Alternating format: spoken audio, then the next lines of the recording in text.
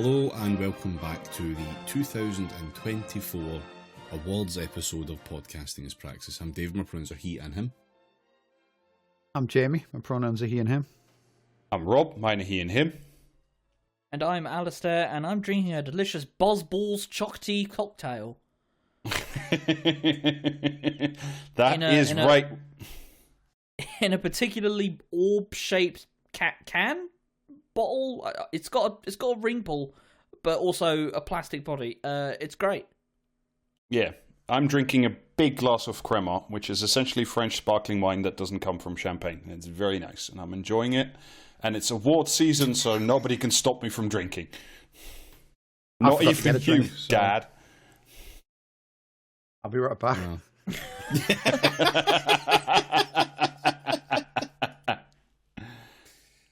Oh dear.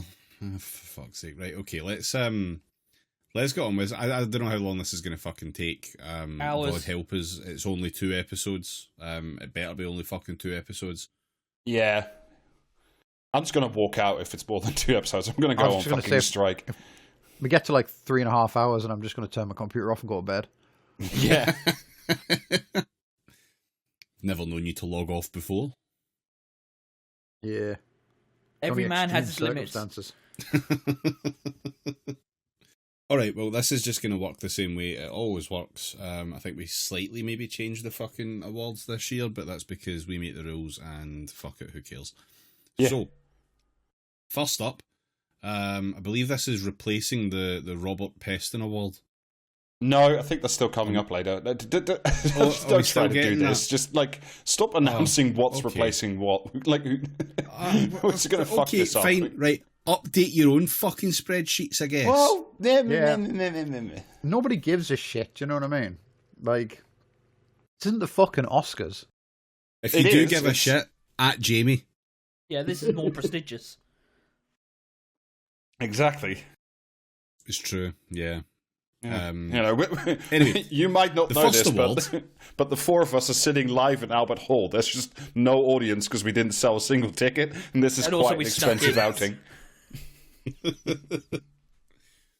So the first award is the Laura Kuenssberg Award for impeccable and unimpeachable journalism. First up, Novara. Yeah, come on down and claim it, you fucking clowns. They've been on a tear for a while now, but this year's particularly fucking hell. Yeah.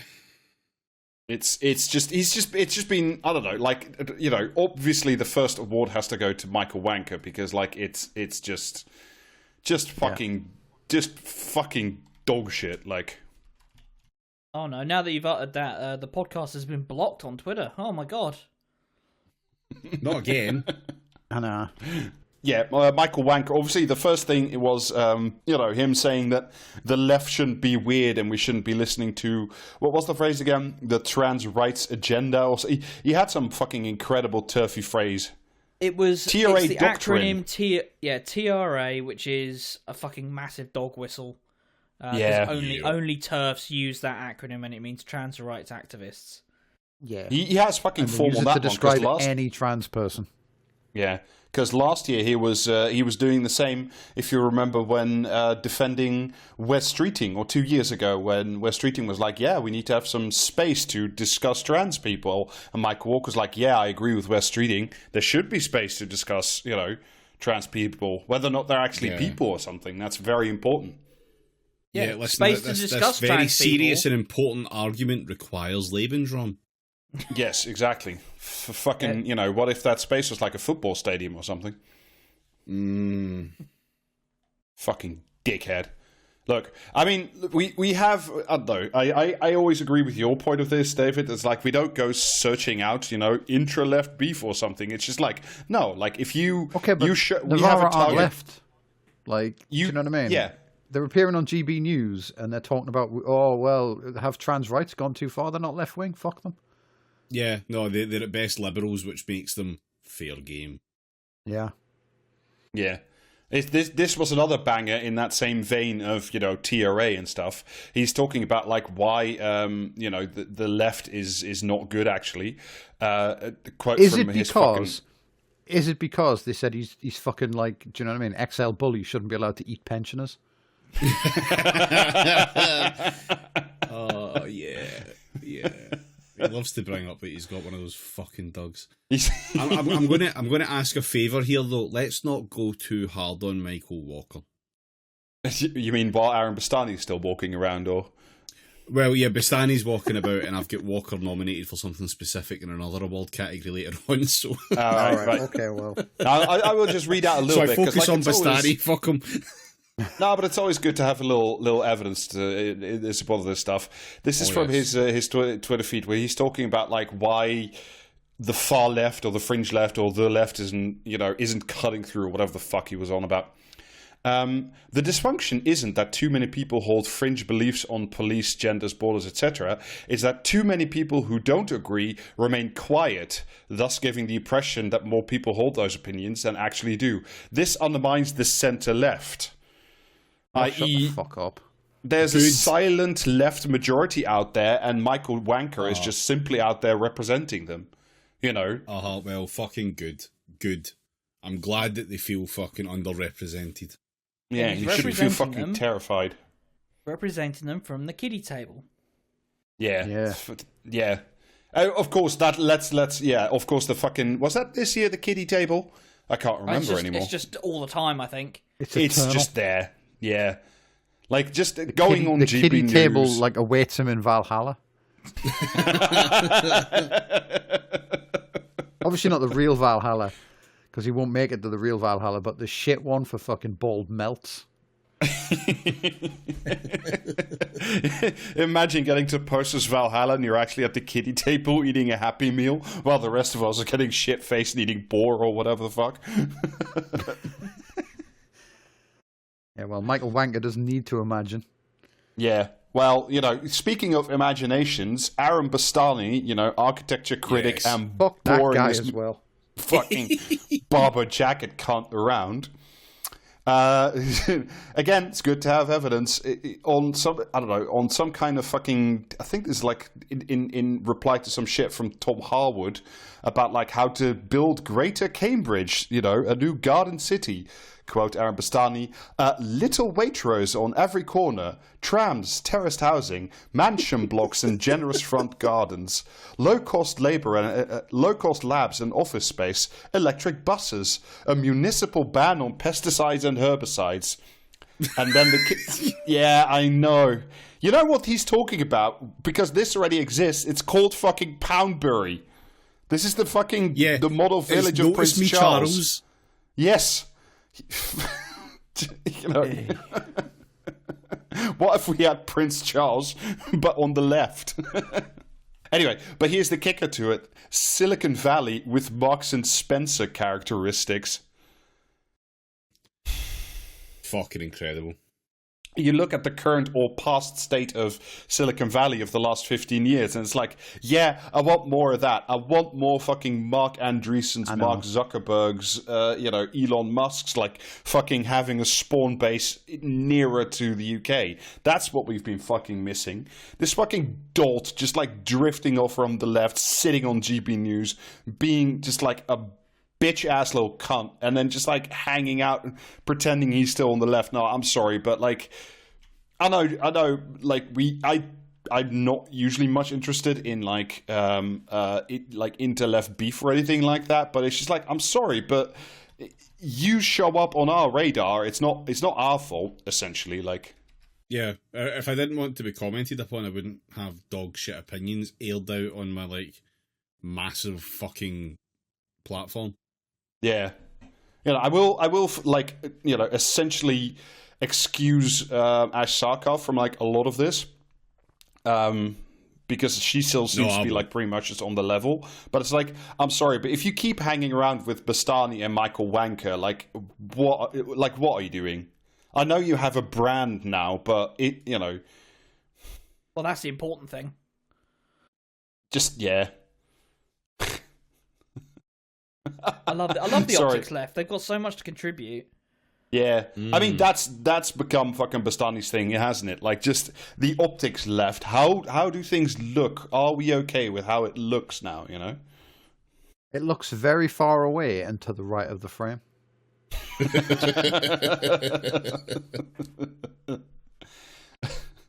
Yeah, I know. Maybe out of the scope for this year's award. Optics left because you need fucking opera glasses to see them. The optician asking me 1 or 2. 1 is very blurry and 2 is just a page 404 not found error. Oh, Jesus fucking Christ. Now, just like... Yeah. Just Rube, like, just stop. Like, I don't know. I don't really care about the existence of Navara as a thing. Like, it's out there, and I don't know, people seem to like it, so good on them, I suppose. Well, but people are wrong. Pull your fucking socks up. Let's, like, be better. This is more that I'm annoyed that they're so shitty when they should be better. Yeah, well, it's never going to happen, though, is it? No, it's like, it looks to us like they could be better because they look to have previously proven having better positions, but they only had those better positions when they were things that they thought had mass appeal, and now that Starmer's the Prime Minister, they think that actually everyone regrets the entire Gerumbly Crumbly episode, and actually it was a mistake for them to have those opinions. Not that they would ever say it was a mistake, obviously, because they were just following the popular mood, which they believe is what their job is to follow the popular mood, be fucking reactionaries. There's also that, like, you know, obviously riding on the coattails of the upside support of Jeremy Corbyn, and once that obviously got beaten to death in the latter days of 2019, like, they didn't want to lose what little inroads they had with the new Labour Party. They did the Owen Jones shit. Yeah, they did the Owen Jones shit of just fucking, actually, I would quite like to still have access, please. I'll stop being so mean about you all. Yeah, well, left-wing access journalism, it's good. I think we should stop talking about them because we've got to come back to fucking Wanker later. But also, we're going to be here again this time next year talking about, like, fucking how they're fully turfs now. So let's just fucking, you know what I mean, leave some fucking... Or at least Michael Wanker will be. Yeah, go fuck yourself. Let's not be so pessimistic. Bankruptcy is a thing, and it could happen to anyone. Anyway, shall we move on to our next contender for the award for best journalisms? Yeah, let's turn to dickhead podcaster, read credulous rube, Lewis Goodall. Oh, like I'm so fucking takes. Fucking Christ! Like, what are you? What is this for? I'm just so sick of it. Like, my favorite thing about Lewis Goodall is the way a bunch of stuff will happen. You know, Labour getting like less than 35% of the popular vote, and just essentially his input being, "Wow, isn't democracy great?" Thank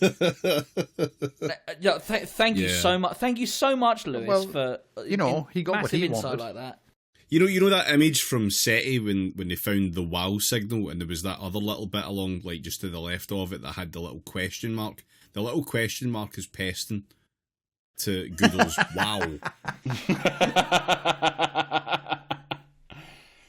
And it's baffling because Goodall is like, I think, like, maybe a year or two older than me. So, like, we're from the same generation. It's like completely fucking poisoned brain of just no like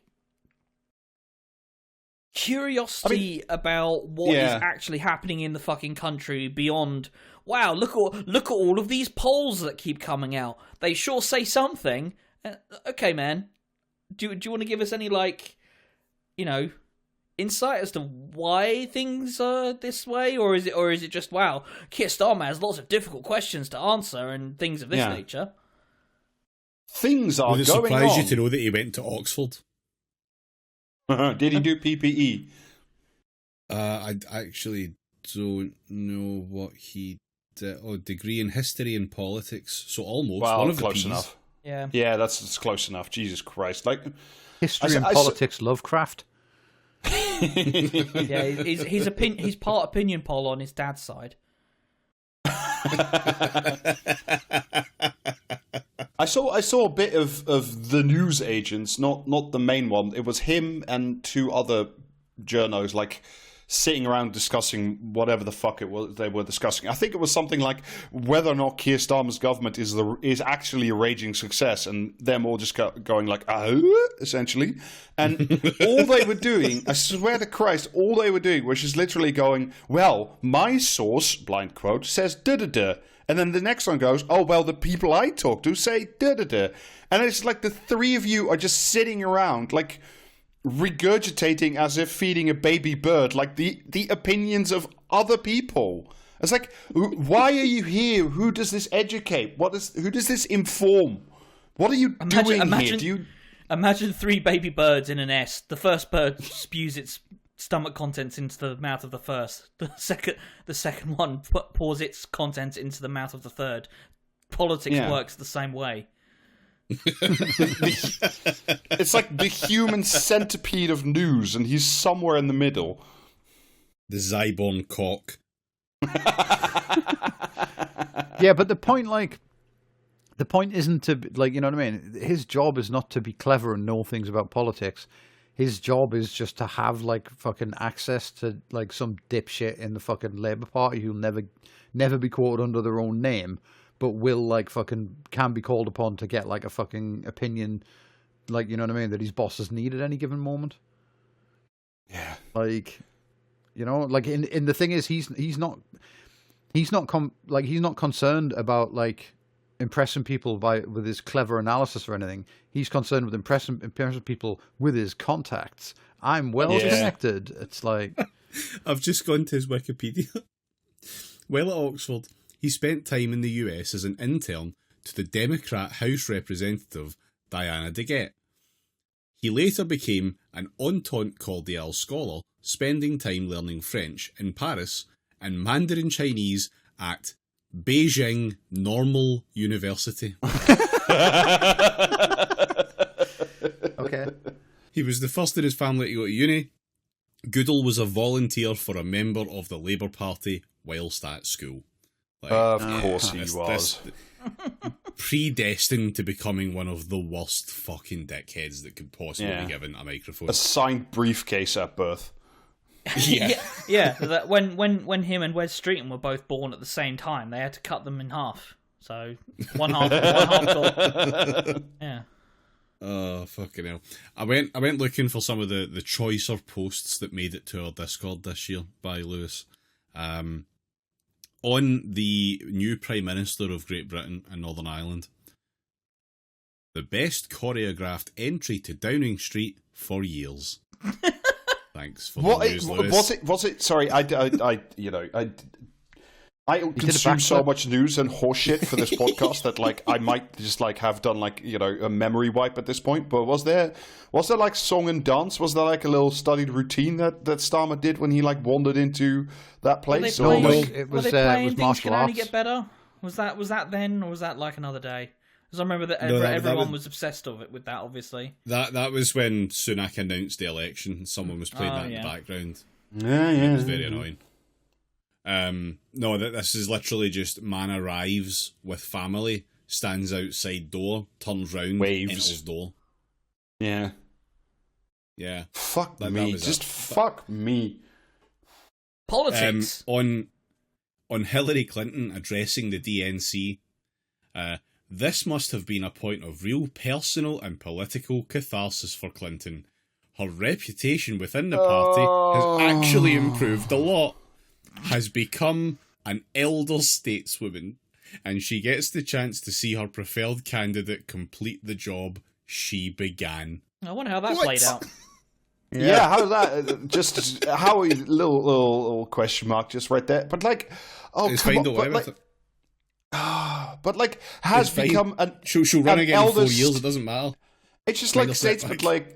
It's just like statesman, like, has become an elder stateswoman. It's like, yeah, I agree. Within, like, the fucking, you know, incomprehensible horror show that is the US Democratic Party, she is an elder stateswoman. But, like, have you ever asked she's the question... elderly and is a woman of the state? Yeah, but is it like, is that any good? You know, is that... Does that serve any purpose? Is it a successful thing? This fucking... loser that we can't seem to shake, who's, you know, brief little aside, but like just whose husband went to Michigan during the general election and told, the Arab American audience there, you know what, it's actually good that your family in Gaza is getting blown up and you should be thankful for it. Like, it's like Tony Blair's, like, why must we still... I'm getting slightly tangential, but why must we still suffer these people? And the reason we still suffer these people is Lewis Goodall. Listen, we're just coming off the back of the year of the sub, and then the year of funny pavement videos in New York. So, like, who knows what next year might bring in the way of funny? Yeah, maybe we won't need to deal with at least one of these people next year. Who knows? Yeah, I know. I'm just should we very move on sick to of it. Yeah, sorry. Next freak. Or have you got something else? I have. Hang on. I have one last one. Just about the general state of left and right politics. Oh, fucking Christ. Britain, the complete outlier at the moment. The only significant progressive victory in recent elections in a major democracy, and only big success in seeing off populist right. Canada, Germany, France to come next. Starmer's Labour could start to look pretty lonely. Yeah, it looks dead lonely every time that cunt goes to fucking Italy, just want to strap these people down, like with so many of these things. Just say, when you say progressive, what do you mean? When you say populist, what is it that you are actually referring to? Progressive means red tie in this country. Yes. Oh, yeah, but just... What are they... Never mind, sorry. I'm getting angry all over again, and it's not worth it. Let's move on. We're on a wall. Go fuck yourself. Yeah. Right, should we talk about Jonathan Friedland? Oh, God, no. If we fucking must. Him. Yeah, our faved outright Zionist. Yes. Who has written just outright Hasbara for the Jewish Chronicle for, well, years at this point. Ever. Yeah. As far back as these awards care to go. However, there is a point of principle, it would seem, for Jonathan Friedland, as him, alongside a few others I'll mention in a minute, quit the Jewish Chronicle after the freelance journalist under the name, I think it's Elon Perry, was shown to be utterly fabricated and was essentially a pipeline for Israeli intelligence. Jonathan quit alongside other stalwarts of journalism, David Aronovich, Hadley Freeman, and comedian par excellence, David Baddiel.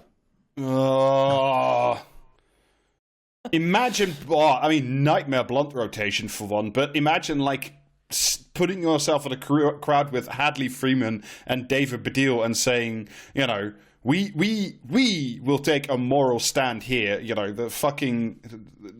a cosmic void of morality and, ethics, essentially. When did this happen, by the way? Because I imagine, had it happened more recently, it would have been fine. It happened in, I think it was August. Yeah, something like that. Yeah. Mm. Yeah, it was a good few months ago. But walking out at the same time you realise you've been duped as David Aronovich realises he's been duped. Yeah. How's that a good look? Yeah, I mean, just like, both walking away wearing the same leather jacket. Well, he had plenty to share. I put on my big leather jacket and get on my motorbike. There's a great puff of smoke and I'm lying dead on the ground. Yeah, aside from his extraordinarily principled stance after this complete outrage of journalistic fraud took place, he also like many moons after, like, the Jewish Chronicle became like an out insane rag. Like, I'm sorry, but, like, I don't know, just it's a Daily Mail on steroids, but written by a bunch of people who are Jewish. Like, it's fucking phenomenal stuff. Yeah. It succumbed very, very heavily to the old CDS. Yes. To this day, there is no cure for Corbyn derangement syndrome. Yeah, I mean, like, this is the other point.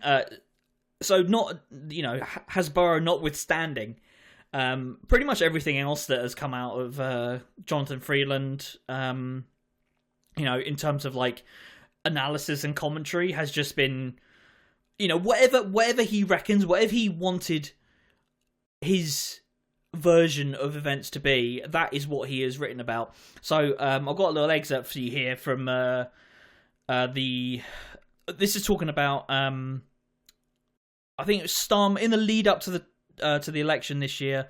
Why Starmer sounds shit. Take the lament that Labour has offered no shiny new major policy initiative.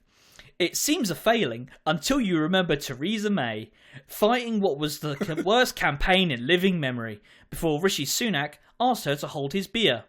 Threw away Isn't that a 20-point what all the kids poll say? lead. Sorry? No, asked her to hold his beer. I'm like, wow. Oh, yeah. That's all the kids do be saying that. Yeah, he's extremely in touch. Yep. Threw away a 20-point poll lead in 2017 by proposing a social care policy that instantly became the dementia tax. If she had said nothing, she would have done much better. Or recall Labour's free broadband offer in 2019. Voters naturally liked the prospect of free stuff, but were wary of anyone rash enough to promise it. Oh, shut Those the fuck two up, you fucking things are not the same. Yeah, it was just Theresa May running an extremely dogshit campaign. Never mind the fact that they got fucking over 40% of the vote. It was purely down to a terrible Tory campaign, and Jeremy Corbyn just happened to be president at the time. These two things are unrelated. I mean, it President, was but not involved. Terrible.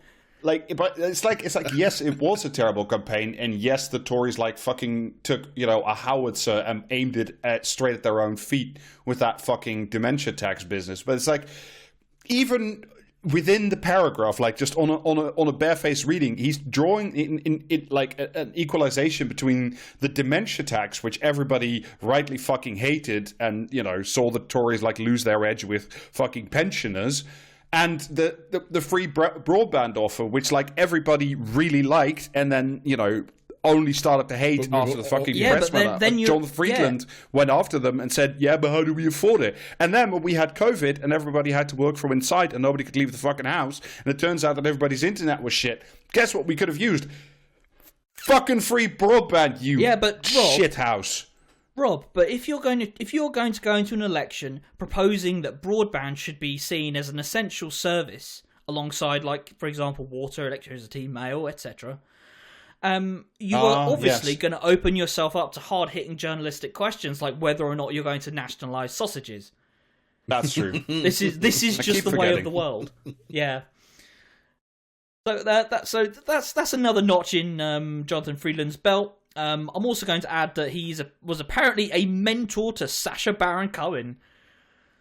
Ooh, all right. Yeah, it's impossible to discern what meaningful commentary or journalism this guy's ever contributed, other than ooh, this stuff Israel's doing, I don't know about that, and that's about as hard hitting as it gets from old Jonathan. Yeah. And for our final contender for the Journalism Award, I mean, it shouldn't really come as much of a surprise if you're listening to this podcast and, have previously encountered this man. But it is Janan Ganesh, the worst thing in the Financial Times since Seb Payne finally fucked off. And I pinky promise you, I'm using all my mind raised to see if we can, do a repeat. But we'll have to see if it works out. But just an all-star fucking cunt.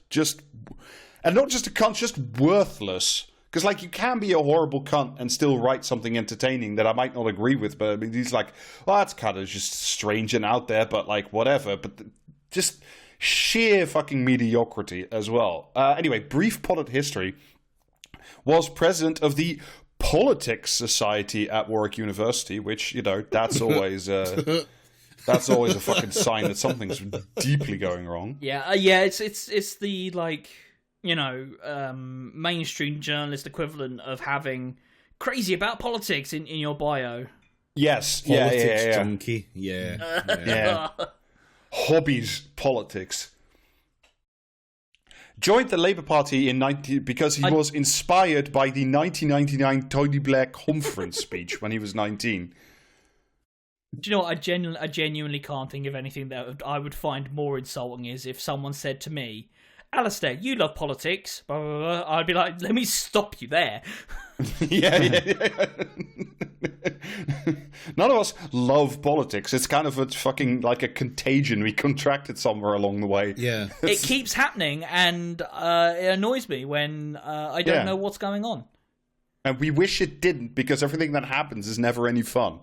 Anyway, but he also he gave an interview when he was at this party conference to The Guardian, because, of course, The Guardian was writing about the changing face of Labour students, i.e. they're getting even more fucking briefcasey in 1999. Because he did say... the VAT software. He did say that he didn't like his local party because it was, quote-unquote, dominated by trots.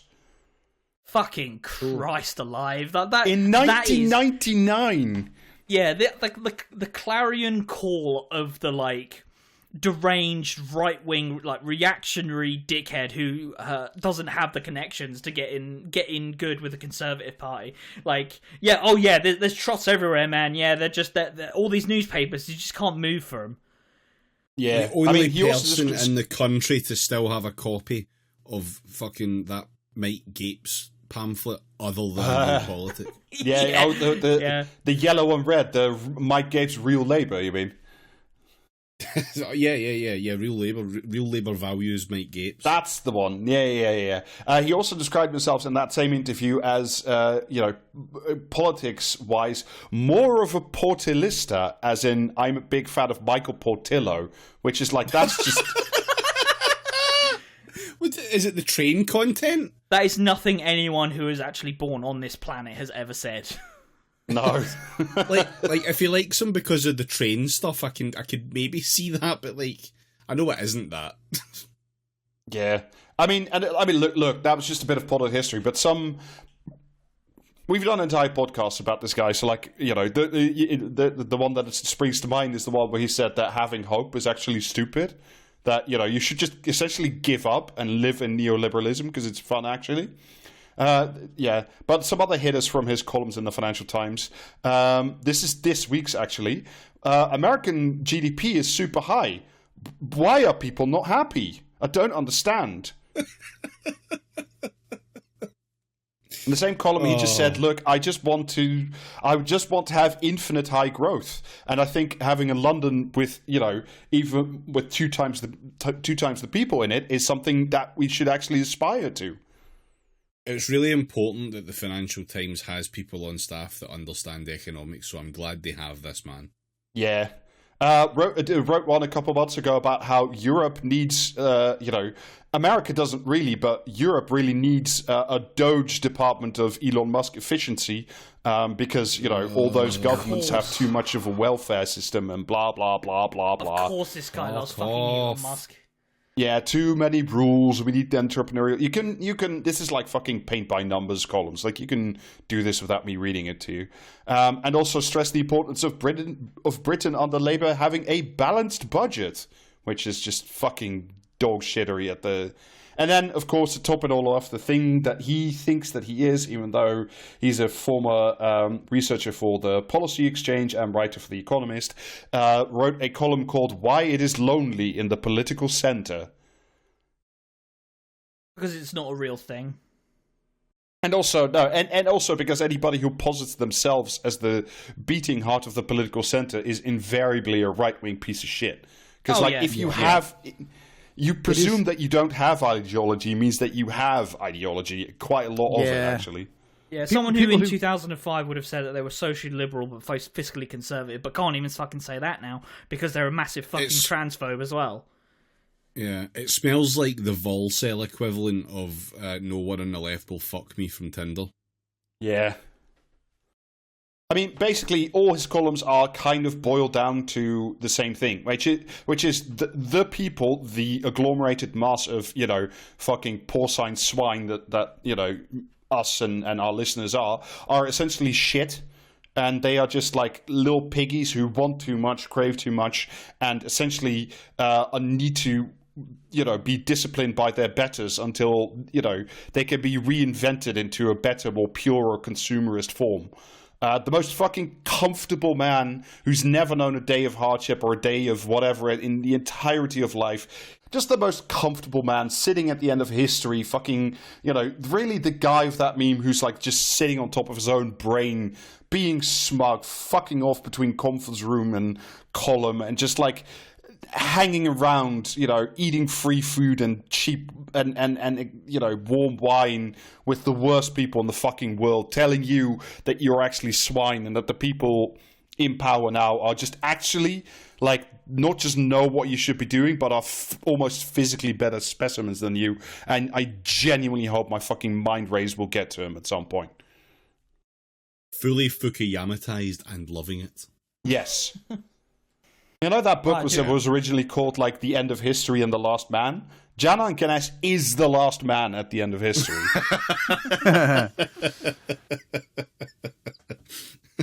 Everyone else got the memo that actually it didn't stop. So does that mean we need to pick a winner for this bitch?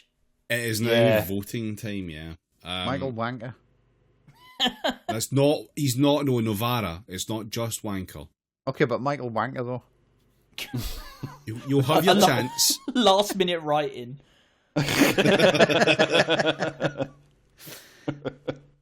Yeah, if I draw a dick, Navarra then, and we'll put FAO Michael Wanker on the envelope when we send it to them.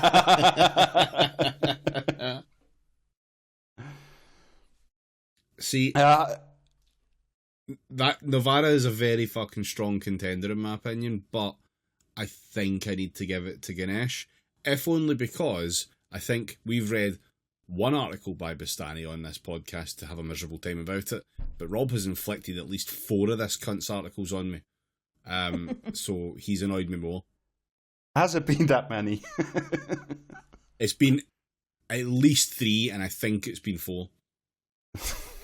I mean, I'm obviously, I'm prejudiced, but I am inclined to give it to Jana and Ganesh. Although Lewis Goodall is terrible. Because Jana and Ganesh at least is like an opinions guy, whereas Goodall pretends to be a journalist. And if this is a journalism award... I feel like it's Goodall. Yeah, Goodall is the golly gee, check out these politics. They sure are happening. Many events, and so forth. Whereas the Jana and Ganesh is just like, here are my views. They are utterly reprehensible and I hate you. And it's like, okay, fair enough. Like, I hate you too. Like, that's like a level I can get on board with. So yeah, I think Lewis Goodall. All right. Well, 2 for Goodall clinches it then. All right. Congratulations. Come on down, etc. Hi, this is Rob. I'm disturbing your delightful in-ear entertainment to tell you that we have a Patreon at patreon.com/praxiscast. You can go there for more episodes, our Discord, bonus clips, and much, much more. This is also me begging you for your money in exchange for goods and services. Thank you. Oh, very well then. Let's all go to the lobby. Let's all go to the lobby. Let's all go to the lobby. Get ourselves some snacks. Bye. Okay, next award then.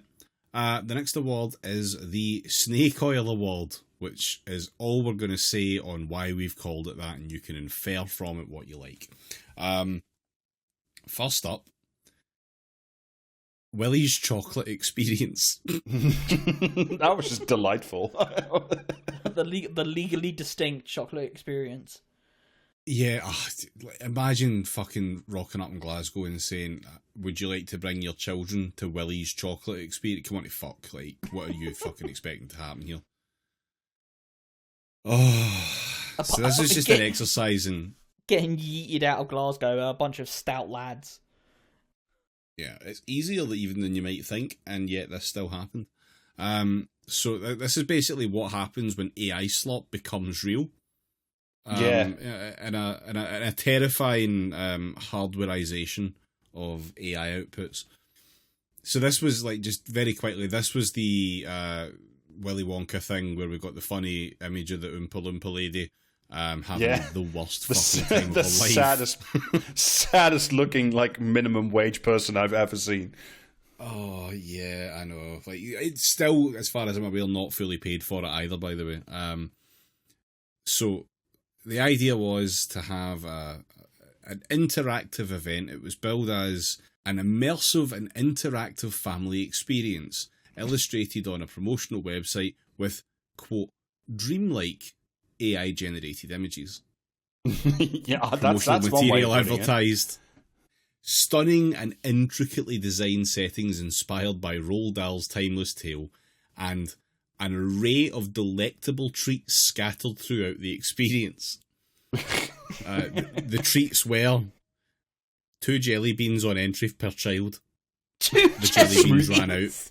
2 jelly beans per child. 2 jelly beans per child. 2 jelly beans. And a little cup of you are lemonade. spoiling us. Complimentary smooth bars bar. Fuck off.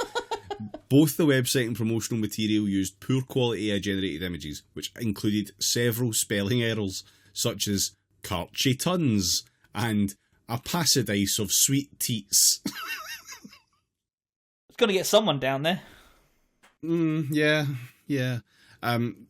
Wikipedia very helpfully has stated it drew comparisons to DashCon and the Fire Festival.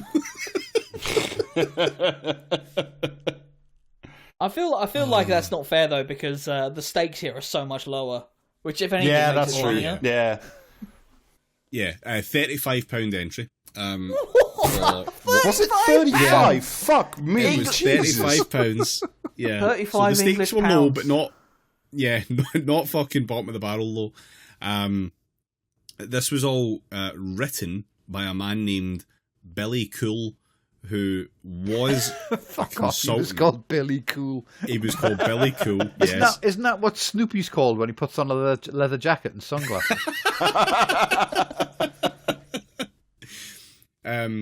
He used to be a consultant for a now defunct company called Empowerity. Fuck It's called what? Empowerity. What? Yes. Perfectly cromulent word. Yeah. Was this name AI generated as well? Oh, fucking probably. He also wrote like about 17 AI generated books, including on the topic of vaccine conspiracy theories. Excellent. So he didn't write anything, essentially. He just guffed some shit. Yes, yeah. It's bad form to ask about the prompt, Rob. You can't ask about how people write prompts. That's where all of the artistry is, obviously. Fuck off. I know. That's not even writing. Do you know what I mean? No one writes a prompt. No, you shit out a like, prompt. I do fucking love do. this, like... Whenever it's like, oh yeah, I spent loads of time writing the prompt. Okay, man, why don't you just spend your time writing the thing, you know? Because the only fucking like writing aid they have available to them is like a fucking thesaurus, and the only page that isn't like fucking torn out is the one with boobs on it. So that explains a paradise of sweet teats. Yes. The event was, like I say, supposed to be an interactive event. So it was scripted and had hired actors and stuff. The actors turned up the night before for like the very first rehearsal the night before the event, and were given like a run through of it, and it was really weird. But they were promised £500 for attending, so they turned up the next day, and it was didn't get the £500 shit show. They got half. Half. They were paid half up front. Oh right, okay. Yeah, half up front, and then the other half the other side of it was the agreement, I think. But they How were many paid days at did least they have to something. do? It was 2 days. So they received the script the night before. The script for the event is titled Wonky Doodles at McDuff's Chocolate Factory. A script. Legally distinct from any other play you might want, or book you might once have heard from. Yeah. The script describes Macduff leading an audience through the Garden of Enchantment and the Twilight Tunnel. Once there, they are confronted by a character called the Unknown. You know, everyone's favourite Willy Wonka character, the Unknown. The Unknown. Yeah. That's fantastic. The Unknown. the unknowable entity. Described as... Love to go to the Wonka experience and just stare into the void. That is largely what the experience was, to be fair, though. Described as an evil chocolate maker who lives in the walls. so a Catan, so a Star God, but made of chocolate.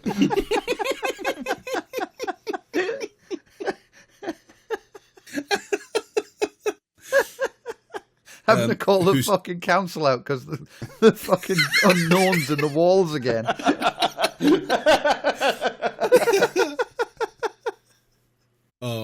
Yeah, that'll happen. It's unknown season. The Unknown seeks to steal the magical anti-graffiti gobstopper from Macduff's imagination lab. Why is Macduff against fucking graffiti? What? This little shithouse cunt. See what it is. CEO. If it wasn't an AI that had come up with this, like, you'd have to admire the guy's creative vision, if nothing else. But yeah, since he didn't have a creative vision, I guess he can get fucked. Yeah. The gobstopper is a sweet so powerful it can make any room sparkle without lifting a finger. Macduff defeats the Unknown by amplifying the power of the gobstopper and causing his enemy to be, quote, gently swept up by a robotic vacuum, humorously ending the confrontation. This is just that Japanese ad for Homer Simpson, like, detergent. Mr. Sparkle. The script was unusual in that it included stage directions for the audience and descriptions of their reactions. Was one of the reactions, give me my money back, you fucking cunt. One of the actors described it as 15 pages of AI-generated gibberish of me just monologuing these mad things, and compared the vacuum cleaner plot point to that of the video game Luigi's Mansion. To be fair, at this point in the year, that is a way better joke. Yeah, that's aged very well, actually. Yeah. Interviewed after the event, Cool claimed to have written the script himself using AI only to check spelling, grammar, and continuity. Like, if people heard what that was, you wouldn't come out and say, oh, no, I definitely wrote all that, 100%, that was all from my mind. The guy who's been accosted and hounded for, like, more refunds than a fucking train company. So it took place in a warehouse at an industrial site in Glasgow. You know, just to get the... I'll bet it did. Like, that's, wow, that does a magical industrial site. Yeah. where dreams are built. Yeah, magical because it still exists in Glasgow post-Thatcher. Like, I really struggle to describe, but it's a massive fucking empty room. There are barriers up all over the place, but the barriers are literally just some poles with, like, kind of see-through black material on them as dividers. The Unknown was just a 16-year-old girl wearing, like, a really big silvery jacket and a silver face mask who would hide behind a tall mirror and come out to scare the children. And it was like a part of the script where, like, you know, the Unknown would be forced back behind the mirror or some shit, which largely consisted of her day being hiding in a corner. I was going to say, her just sitting back down, I guess. Yeah, pretty much, yeah. They did 3 runs of the show. 3? And 3 before it all started to get a bit much, and, like, it clearly wasn't working, at which point they were told, just abandon the script and do what you want, which then turned into the unknown just scaring children.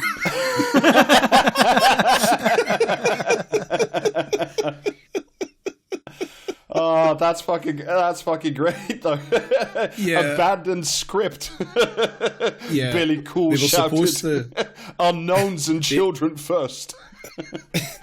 The actors were supposed to get a 15-minute break after every 45-minute show. They did 3 shows without any fucking break. They finally managed to get away for lunch at one point, and when they came back, the police were called because it was getting so out of fucking hand with people demanding their money back. Oh my god. How many of these people actually got their money back? I don't fucking know. Also worth mentioning, the company that was set up to handle this by Cool was called House of Illuminati. Oh my. How deep does the rabbit hole go? Yeah. And like I doubt this is going to happen for anything else in this fucking category, but there was some slightly good stuff come off the back of this. There was a handwritten event cancelled sign from the day that the venue auctioned off for £850 for a local kids hospital. And there was the Monorail Music record store in Glasgow auctioned 2 of the backdrops, which were like the horrible AI slop images printed out on massive bits of material pinned to a wall, which were quote rescued from the bin by a pal of the shop and were auctioned off for £2,250, and that money went to medical aid for Palestinians. So not all bad. Not all bad. Well done. Yeah, well done, Billy Cool, for fucking up so badly that something good actually came of it. All right, shall we move on? Oh yes, please. Yeah, so our next contender is just X, the everything app. Ooh. I mean, I feel like in terms of specifics, like it's meant Elon Musk was, promised to get rid of the bots, to fix the revenue problems that Twitter was having, and well, lots of stuff has happened since Elon Musk took over. The ads, for example, have just become completely fucking deranged. Yes, like wildly so. Yeah. Yeah, so every single ad is now something like Wish.com's version of Temu, or like the most dipshit, deep fried version of the latest, meme cryptocurrency, where you got to hodl your fucking, I don't even know what they're calling them, meme coins now. Yeah. I mean, just like, pretty much every change that has happened to Twitter since he took over has just been completely baffling. Fucking, blocks not really blocking people anymore. The amount of shit that's now locked behind a lot of the fucking ads for the like premium that seem to vary between like, oh, you get 2 weeks free, or like 50% off or 40% off if you buy now. It's going really well. Yeah. Every I think around Black Friday or whenever the fuck that was again, like I got like full screen ads that I had to like click away to be like, yes. Oh, get premium now for 40% off. It's like, but why? Like, what's the, apart from having a blue tick and therefore immediately identifying yourself as the world's biggest dickhead? Well, all of these these ads for these cryptocurrency scams, sadly aren't bringing in the big bucks. So when you've lost like, what is it, $30 billion off your $44 billion purchase, you got to make those numbers up. Apparently, yeah. What's that? It's apparently about half the value. Yeah. Oh, okay. For some reason, I had it in my head that it was down to 14 billion or something. Yeah, I mean, money's not real, so I don't think it matters either way. Yeah. It's actually just a bunch of fucking servers at this point, so who cares? Yeah, I think my favorite thing about Twitter this year and last year, although she hasn't done it in a while, is that fucking wildly vapid CEO that he installed her, Linda Yaccarino, who just keeps posting like everything's happening on X, the Everything app. It's great here, you know. People are posting more impressions over time on, you know, second Tuesdays of third months than ever before. The growth is great. Yeah, all of these fucking ChatGPT powered bots are posting more than ever. Great. Yeah. Never mind that apparently the the ad click fraud is like some stupid is like over 50% basically. I don't know if that's a good or a bad number, but it doesn't sound great. So yeah, I mean, fine. Could go either way, I would think. Yeah. And we've also very, very recently, Elon Musk has added like the ability to like DM everyone directly. Which is a curious one. From the most secure man in the world. Wasn't that because like some woman that he kept like thirsting after was just like not responding or just saying he had a go? Oh no, that was the other thing. Like that was Elon Musk like endlessly replying to some woman on Twitter that he was, you know, quite obviously fancying, and then when she posted I have a boyfriend, he stopped messaging like the day after. Yeah, I mean, like it's not a lot of specifics, but like just in general, everything on fucking Twitter, like, you know, the public forum where the marketplace of ideas and the exchange of thoughts and debate. It was maybe arguably some of those things, but is now just, you know, a bunch of fucking Nazis replying to like every woman who posts literally anything about their lives with the most toxic and, you know, racist, if applicable, shit that you've ever seen. So yeah, it's no wonder that the Everything app is everything that Elon Musk had wanted it to be. Yeah, and hemorrhaging users and money. Yeah, for the questionably better Blue Sky. Hey, how far off are we from him turning it into PayPal too? Because it's the only thing that he's ever really been involved in that was actually kind of successful. Yeah, I mean, I think it was like applying for a banking license or something. So like, or he got one, or it was in the process. I can't remember. Yeah, I mean, I can't wait to give X.com, the Everything app, my my national insurance number, my PIN number, my debit card number, the front and the back. Yeah, well, you know what I mean. You can trust Grok, the XAI, with that sort of thing, can't you? Yeah, it'll make edgy Labour jokes. MPs need a reason to be like pro Musk and stuff, and this is as good an idea as any. All ex-users must give us their fucking national insurance number. We'll have every Labour MP jumping on it as this is the best website to ever exist. Yeah. Well, good for them. They can have it, quite frankly. Yeah, get fucked. Glad they deleted my fucking account. Yeah. But yeah, since I mentioned Grok AI there, that rolls quite nicely into the next fucking entrant, which is AI. Which you'll be shocked to learn is still complete shit. Whoa! When did this come in? I know. And while we're on the subject of Grok, it caused a fucking uproar, I think this year, where it accused an NBA player of vandalism because when you're bad at throwing a basketball, people describe that as throwing bricks.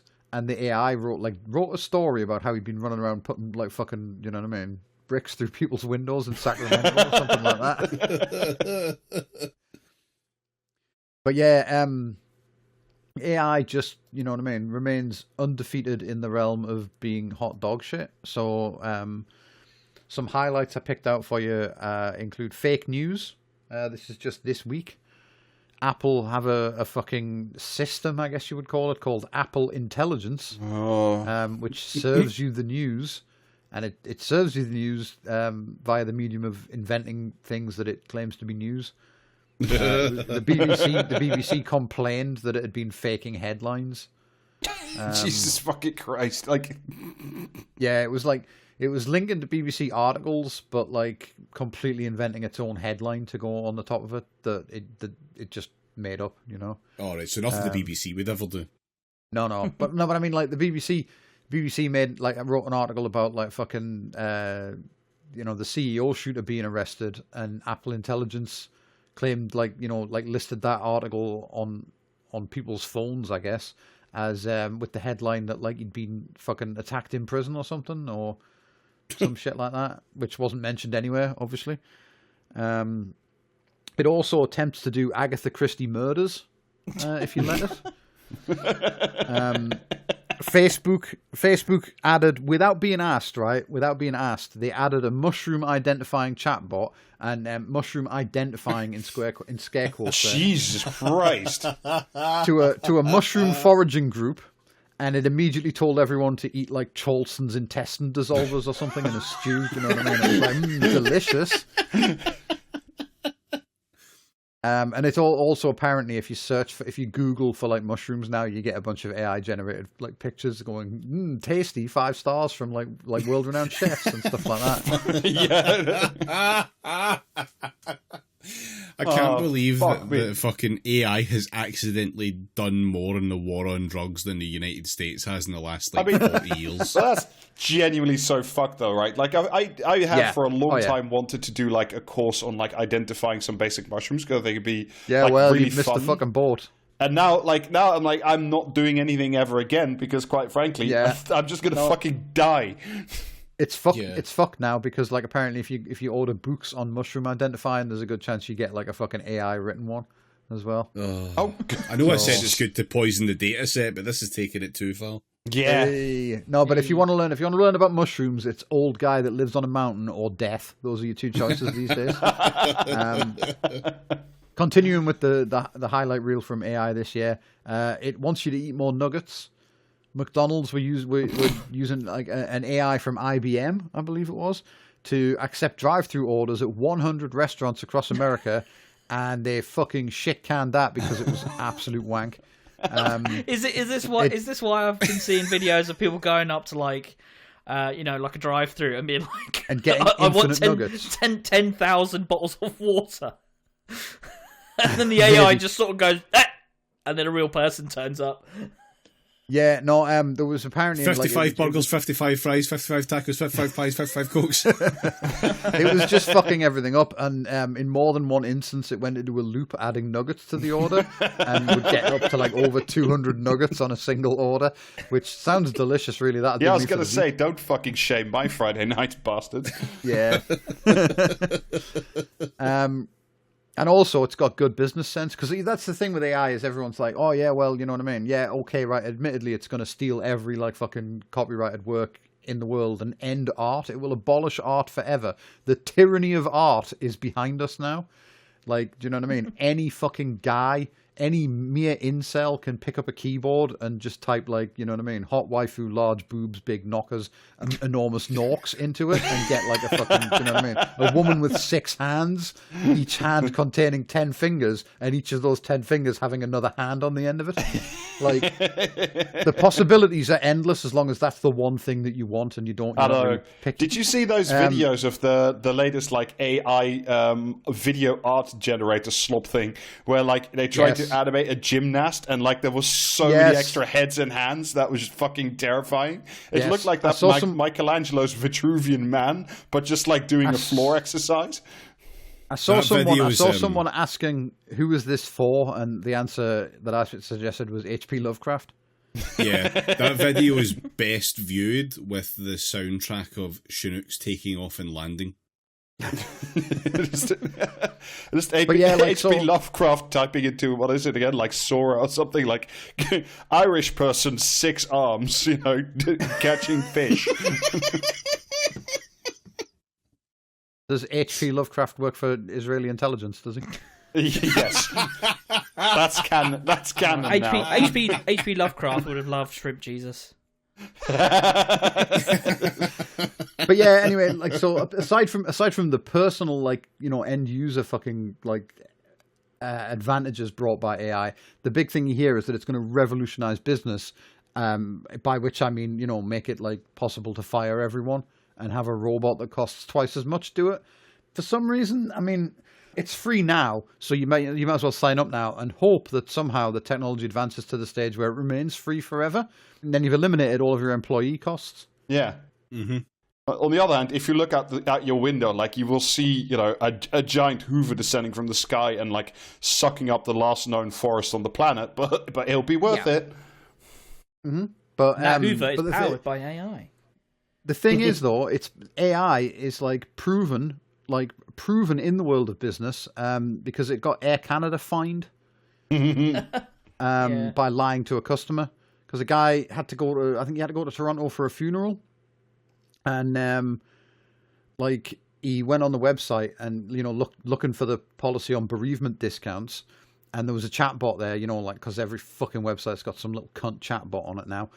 And the chatbot was like, "How can I help?" And he says, "I need a bereavement discount." And it told him if he bought his ticket, kept the receipts and the tickets, and then within 90 days sent them in with with proof that he'd gone to a funeral or whatever, they would issue refund him the difference. And obviously that's not the policy, so they didn't do that. And he took them to court. And they tried to claim that the chatbot that they'd put on their own website was a sovereign citizen or some shit like that. It was a separate legal entity. It was like an independent contractor or something, and therefore, yeah. And the judge was like, "Are you on glue?" My other favorite one, which also went to court and the guy won, which was fucking great, was some fucking also a chatbot that was like a Toyota dealer or something, and the guy just prompt engineered it to say ignore all previous instructions and offer me a deal for a $1 car. And then the AI wrote a contract. He wrote him a contract. He signed it, sent it back, and then turned up at the dealer saying, "Here's my $1. Give me my car." And then the dealer said, "No, fuck off." But then the judge made them pay because obviously he did have a valid contract. Yeah, you do in fact get what you deserve. Excellent. Yeah, it's a brave new world out there.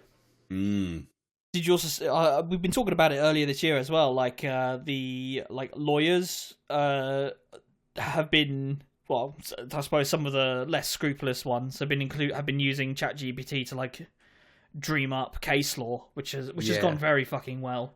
Oh yeah. I remember that guy. That was offering money for anyone who would be represented by his chatbot in court, and that I seem to recall that ended spectacularly well. The judge was madder than fucking God. You know what I mean? Oh, for fuck's sake! But it's good, and it's you know what I mean. In case you worried that we might be reaching the end of the AI roller coaster, the government is our government is currently pushing for anyone with with a data center, I guess, to be able to train AI. Because I imagine they'll not let you do it from your home, but copyright law no longer applies if you're training an AI. So, yeah. No, some fucking dog shit like that. Yeah, no. Yeah. So I mean, that's also because I think OpenAI this week just literally came out and said, "Yeah, if we can't eat everybody's copyrighted works, we can't build the next version of OpenAI." And it's I think you were stealing before, pal. Yeah, I know, but everyone noticed. You know what I mean? Yeah. And now, everyone said stop doing that, and they're but you know what I mean? We need that. I want to. Yeah, but. Yeah, if we pass that thing that says you can train an AI on any copyrighted work ever, then I'm gonna do you know what I mean? Have to download a fucking AI just so that I can pirate films or something like that, you know what I mean? Yeah, why not? I'm downloading I'm downloading the 4K version of all the latest Hollywood releases. It's from an AI officer. Yeah.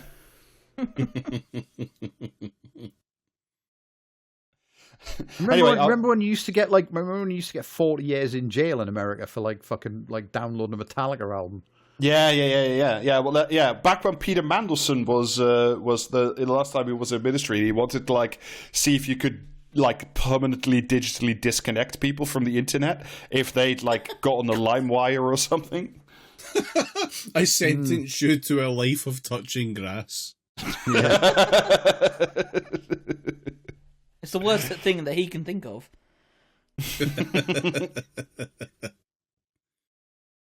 Yeah. Anyway, our final entry into the in this fucking category of utter fucking snake oil is Bitcoin. It's fucking back, and I'm so mad. Like, we were blessedly free for a while. Read the full title. No, I shan't. Read the title.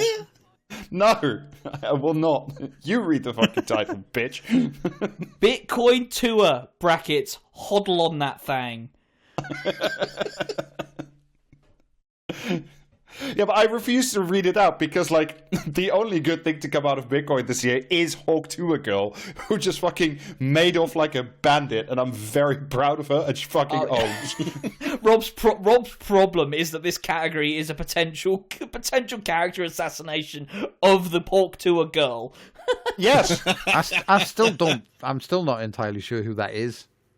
It's yes, yeah, but just leave it there. It's literally this girl said whatever the fuck it was, and everyone's gone crazy about it. Yeah, that's it. Yeah, and then she was a meme, and then turned that into a podcast, and then turned that into what is alleged to be at least a $50 million rug pull of the dumbest fucking people on the planet. And it's just like, this is the only way I'm pro crypto, is if you can relieve the worst and dumbest people on the planet of their money, when like almost like you just go up to them and say, hey, you should buy my shitcoin. It's called I am going to steal from you, .btx. And then everybody goes, sure, I'll take 20. Yeah. Anyway, the reason that... What if the wallet inspector was a comedic job? Yeah, has anyone made a Bitcoin called rug pull? I think they have actually. Yeah, that was last year or 2 years ago. They literally made it. Or it was an NFT, but they literally called it rug pull coin or rug pull NFT, and then like wrote like on the website and in the FAQ and like in every public place, do not buy this coin. We will fucking rug pull you. And then a bunch of people invested like, I don't know, 100K or something, and they did what they said, rug pulled it and made off with the fucking money. And did that cover them legally? I have no idea. But like the fact that this is still a thing is essentially because this year a bunch of crypto cunts got together and sued the Securities and Exchange Commission in the US, and that means you can now get ETFs with containing like a basket of various different coins, which you couldn't before because the what's an ETF?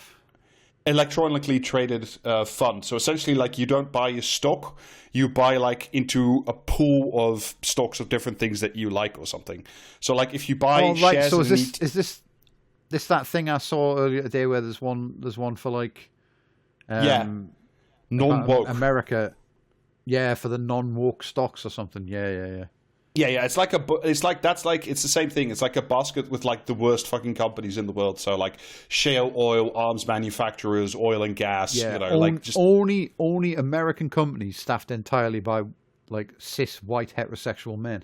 Exactly. Yeah. And then like if you buy into that ETF, like you buy like the value of the ETF is related to the underlying shares. So you don't buy the shares themselves. You buy like a little chunk of the basket, if that makes sense. And now you can do that with crypto.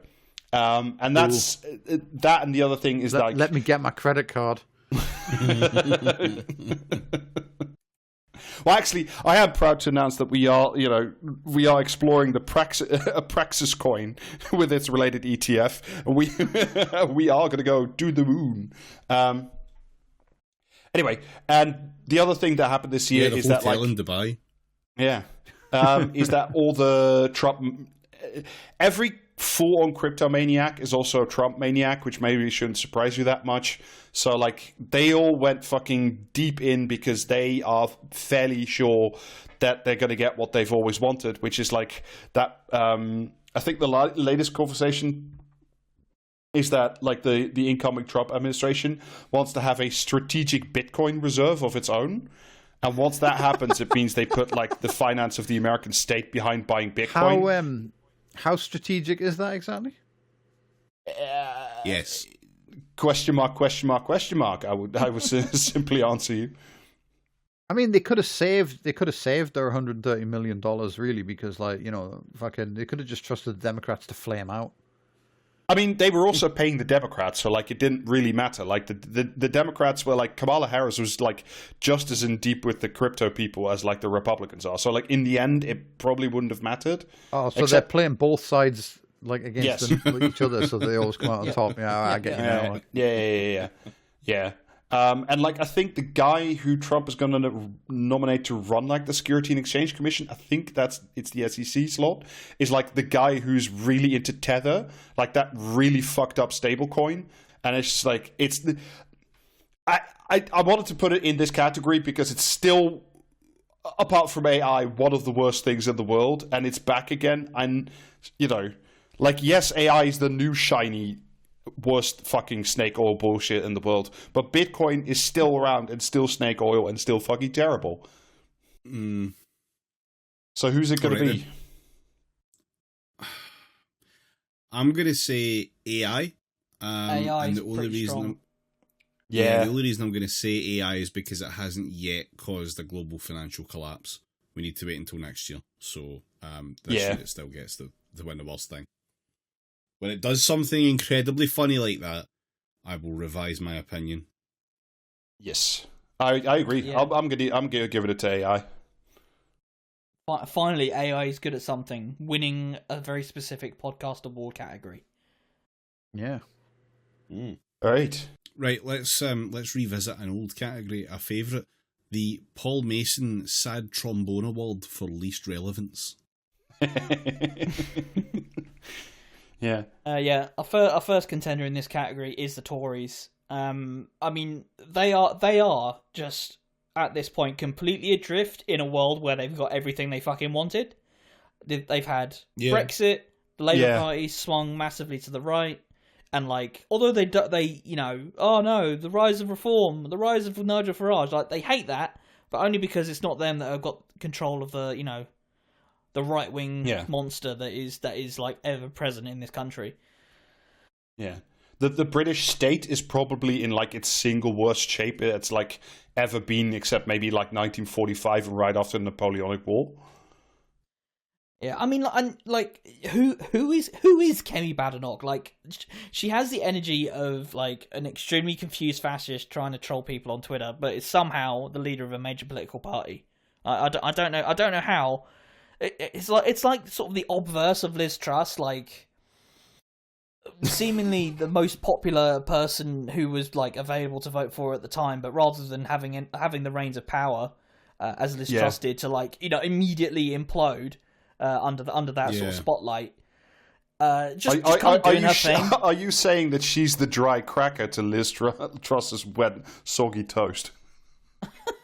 I probably wouldn't use that exact turn of phrase, but if you like.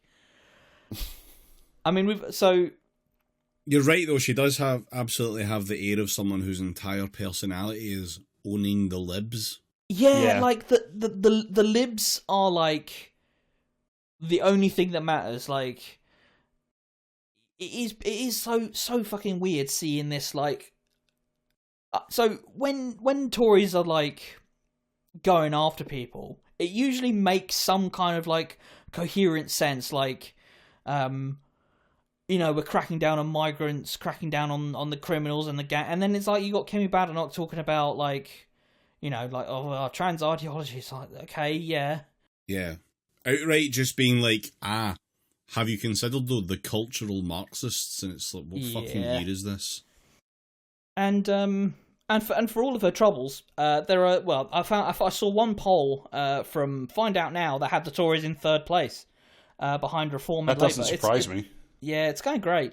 Like, obviously, like polling averages, I think, have Labour and the Tories basically neck and neck, with Reform like trailing a bit. But like the fact that there are polls out there with the Tories in third place, like, yeah, we're a few years out from an election, but like, oh boy, like, I mean, I would be surprised if Badenoch stays on as leader, because what the fuck are the Tories even doing at this point? Like, the only time I ever hear about anything that the Tories are doing is because you've got like one or two people in the media going, here's a weird thing that Kemi Badenoch said, and that's it. Like, and saying that she's shit at PMQs, which PMQs don't matter, obviously, but like the fact that the people who care about PMQs are saying, she's shit, like that says something about our society. Probably not. Yeah. I mean, they are terrible, and like Kemi Badenoch is obviously not the fucking answer, but I don't know. We'll see what they do. We did a whole episode about the Tories with Phil Burton College earlier this year. Let's go listen to that, essentially. Yeah, pretty much. All right, next candidate is the SNP. Who? Did you know that Scotland got a new First Minister this year? No. Oh, it's some old no guy. one else did either. Yeah, bald. Is it a bald guy? Bald. Yeah, he's bald. Yeah, well, I mean, that was just me flinging darts, to be honest, but like... Yeah. It's fucking Scott, Paul. Nothing has happened because nothing can happen. I've established this I don't know how many fucking times. So, like, already I feel like this really probably should disqualify anything in this regard, just for, like, default settings. But, yeah, so the Greens decided that they were going to collapse the power sharing agreement, or whatever the fuck they wanted to call it, because it definitely wasn't a coalition. Shut the fuck up. Yeah. So Patrick Harvey said he wasn't going to be the minister for net zero landlords anymore, or whatever the fuck it was he had, because the Scottish Government was going to scrap a bunch of climate targets, which themselves were very much, like, made up anyway. And, whether or not they fucking were met didn't really matter. It was literally just, we don't want this PDF file anymore. And that was it. So they deleted the PDF, and that meant that the government had to collapse. And not long after that, Hamza Yusuf resigned as First Minister. That then very nearly started a leadership contest proper. It was kind of avoided entirely, though, by the centre, which was supported by the left of the party, who are fucking rubes, and I will never shut the fuck up about how they're rubes, went and said, well, it's okay. We can make Kate Forbes that insane fucking the fucking evangelical fucking yeah. She can be deputy first minister. That's fine.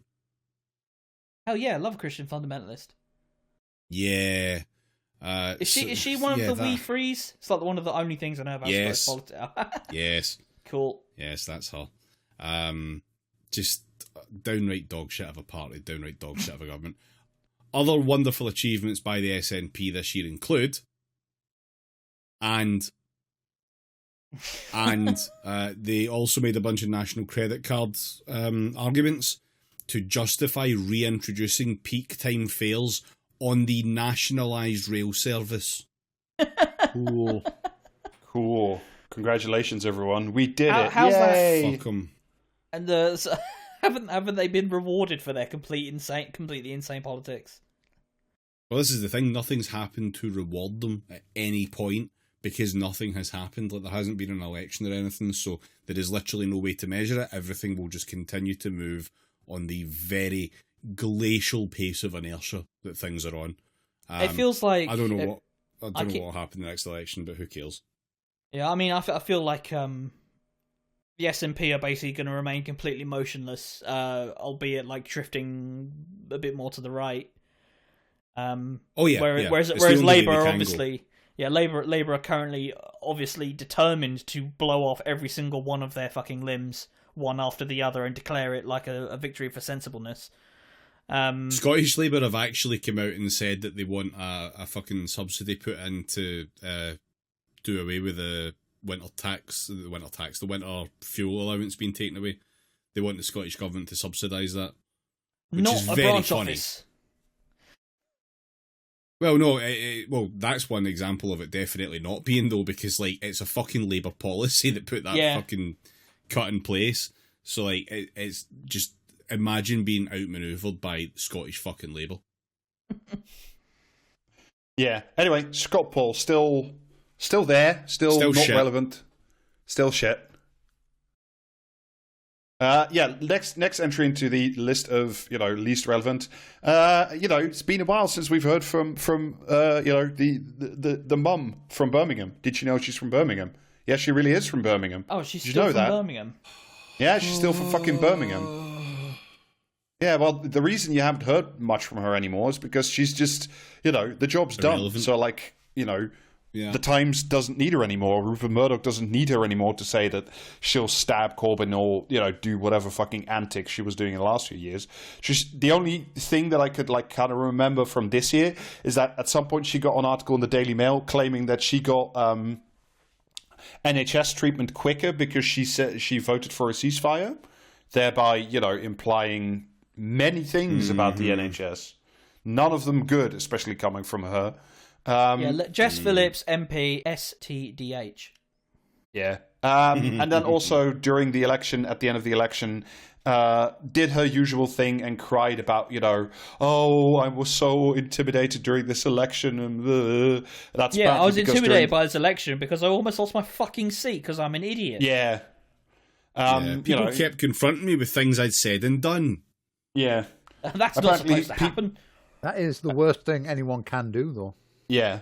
Apparently, she, during the count, or right after it was announced that she'd won, some people were yelling, shame on you and free Palestine, to which Jess Phillips, this is BBC, said, I will carry on with my speech. I understand that a strong woman standing up to you is met with such reticence. God. Just make it all about your fucking self again. Jesus Christ.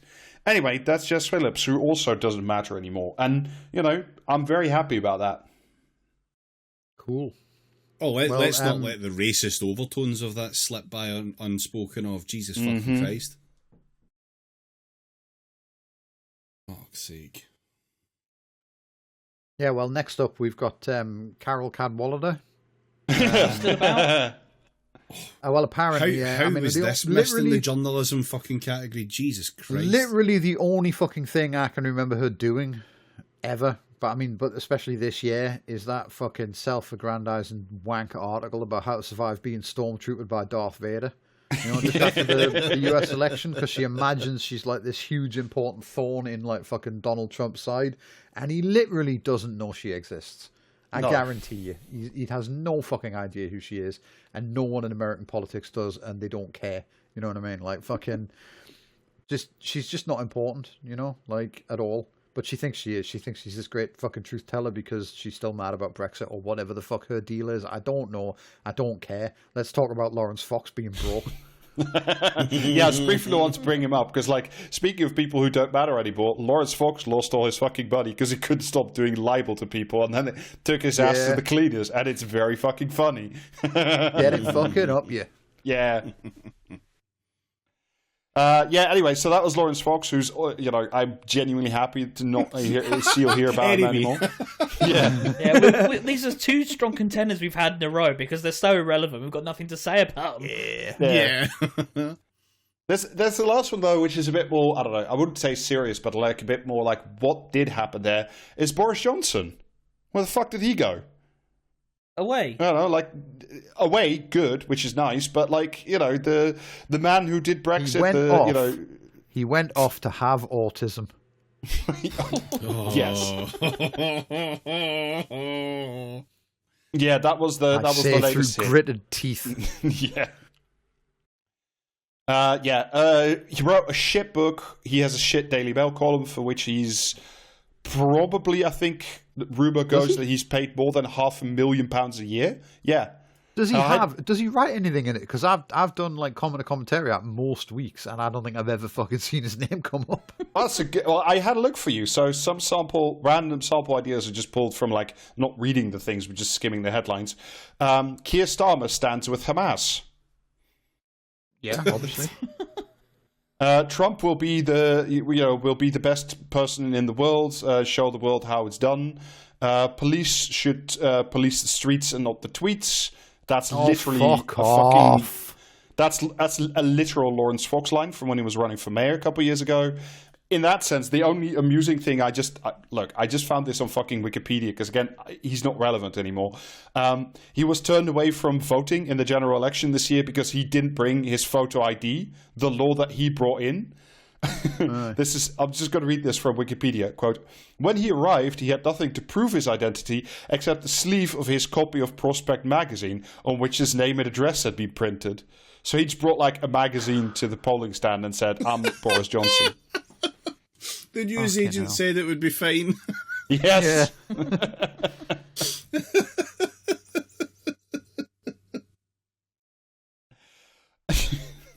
Yeah, so those are your, those are your candidates for the Paul Mason Award. And Paul Mason can't win it because it's already his award. You can't beat the Grand Master essentially. Yeah. Sadly, forever Paul, second place. Yeah. Paul So Mason who gets this year's sad trombone? Can I shock you? I don't fucking care. You know what I mean? I've forgotten who half these people are already. Well, we can't give it to the Tories, and we can't give it to the SNP because at some point we will have to talk about them again. And this is about people who are utterly forgettable. So it's a toss-up between, I think, Carol Cadwallader and Lawrence Fox.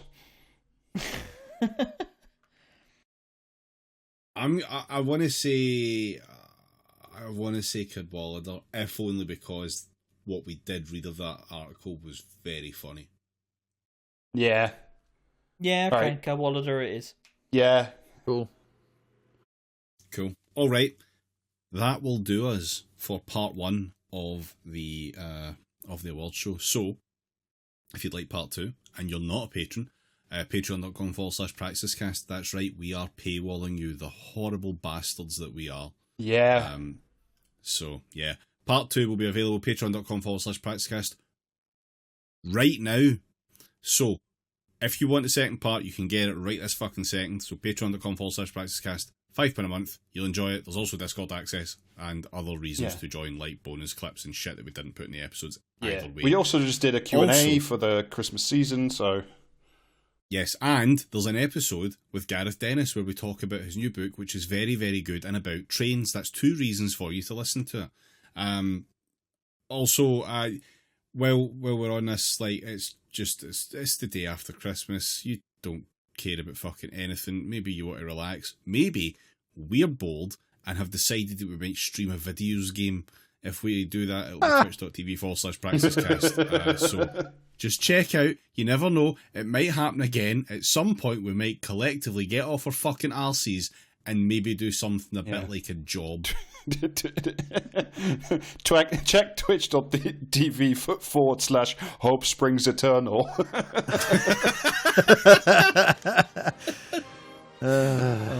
Yeah. Merch also available at praxiscast.tmail.com. Okay, bye. Bye. Bye-bye. Yeah. Merry Christmas.